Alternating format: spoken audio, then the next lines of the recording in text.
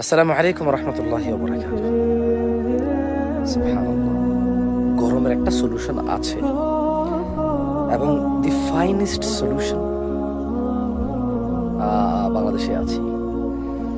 তো যাই হোক, সলিউশনের কথা বলি।